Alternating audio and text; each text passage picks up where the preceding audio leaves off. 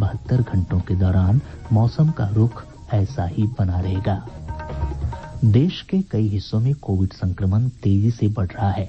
आकाशवाणी समाचार श्रोताओं से सतर्क रहने और 15 से 18 वर्ष के बच्चों सहित अन्य लोगों को टीका लगवाने में मदद करने की अपील करता है। कोरोना वायरस का नया स्वरूप ओमिक्रॉन चिंता का कारण है, इसलिए सुरक्षित रहने के लिए कृपया 3 सरल उपायों का पालन अवश्य करें। मास्क लगाएं, 2 गज की सुरक्षित दूरी बनाए रखें, हाथ और चेहरा साफ रखें। साथ ही कोविड से संबंधित जानकारी प्राप्त करने और मार्गदर्शन के लिए लोग राष्ट्रीय हेल्पलाइन नंबर 1075 पर संपर्क कर सकते हैं। बिहार सरकार के हेल्पलाइन नंबर 104 पर भी जानकारी प्राप्त की जा सकती है। अब समाचार विस्तार से। निर्वाचन आयोग ने आज उत्तर प्रदेश, उत्तराखंड, पंजाब, गोवा और मणिपुर विधानसभा चुनावों की घोषणा कर दी है। मुख्य निर्वाचन आयुक्त सुशील चंद्रा ने नई दिल्ली में चुनाव कार्यक्रम की घोषणा करते हुए कहा कि उत्तर प्रदेश में 10 फरवरी से 7 मार्च तक 7 चरणों में मतदान होगा।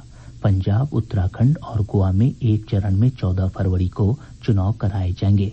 मणिपुर में 27 फरवरी और 3 मार्च को 2 चरणों में मतदान होगा।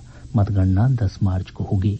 श्री चंद्रा ने कहा कि 15 जनवरी तक रोड शो, पदयात्रा, साइकिल या बाइक रैली और किसी जुलूस की अनुमति नहीं होगी।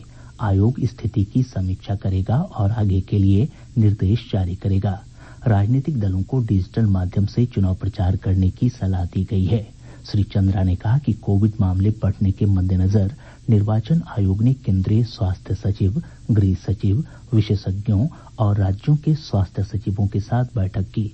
व्यापक विचार विमर्श के बाद आयोग ने सुरक्षा मानकों को ध्यान में रखते हुए चुनाव की घोषणा करने का फैसला किया।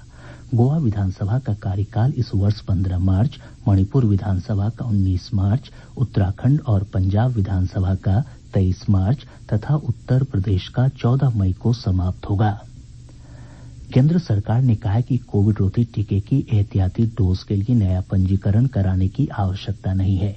एहतियाती डोज स्वास्थ्य कर्मियों, अग्रिम पंक्ति के कार्यकर्ताओं और अन्य रोगों से ग्रस्त 60 वर्ष से ऊपर के लोगों को 10 जनवरी से लगाई जानी है। सरकार ने कहा है कि कोविड टीके की दोनों डोज लगवा चुके ये लोग एहतियाती डोज के लिए अपॉइंटमेंट ले सकते हैं या किसी भी कोविड टीकाकरण केंद्र पर सीधे जा सकते हैं। केंद्रीय स्वास्थ्य मंत्री मनसुख मांडविया ने कहा है कि 15 से 18 वर्ष की आयु के 2 करोड़ से अधिक किशोरों को अब तक कोविड वैक्सीन की पहली डोज दी गई है। उन्होंने कहा कि किशोरों के लिए टीकाकरण शुरू करने के 1 सप्ताह के भीतर यह उपलब्धि हासिल की गई। इधर प्रदेश में इस आयु वर्ग के लगभग 15 लाख किशोरों को टीके की पहली डोज दी जा चुकी है। प्रदेश में अब तक 10 करोड़ 36 लाख 50 हजार से अधिक कोविड रोधी टीके लगाए जा चुके हैं। इनमें से लगभग 4 करोड़ 35 लाख 25 हजार लोगों को टीके की दोनों डोज दी जा चुकी है। इधर देश में कोविड टीकाकरण 1 अरब 51 करोड़ 40 लाख का आंकड़ा पार कर चुका है। प्रदेश में कोविड के मामलों में लगातार बढ़ोतरी का सिलसिला जारी है। पिछले 24 घंटों के दौरान 4,526 नए मामलों की पुष्टि हुई।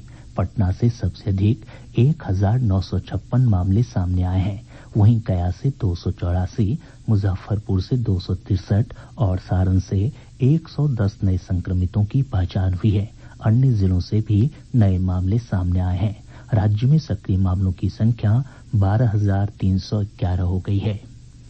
कटिहार स्थित बीएमपी 7 के 11 जवान कोविड पॉजिटिव पाए गए हैं। ये सभी पटना से ड्यूटी कर कटिहार लौटे थे। कोविड संक्रमण को देखते हुए पटना स्थित प्रदेश राजद कार्यालय को अगले आदेश तक के लिए बंद कर दिया गया है। मधेपुरा जिले के सिविल सर्जन और 2 अन्य स्वास्थ्यकर्मी कोविड पॉजिटिव पाए गए हैं। नवोदय विद्यालय के 9 छात्रों में भी संक्रमण की पुष्टि हुई है। देश में अब तक कुल 3,071 लोग ओमिक्रॉन से संक्रमित हुए हैं। इनमें से महाराष्ट्र में 876, दिल्ली में 513, कर्नाटक में 333 और राजस्थान में 291 लोग संक्रमित हैं। स्वास्थ्य मंत्रालय ने बताया कि 1,203 रोगी स्वस्थ हो चुके हैं।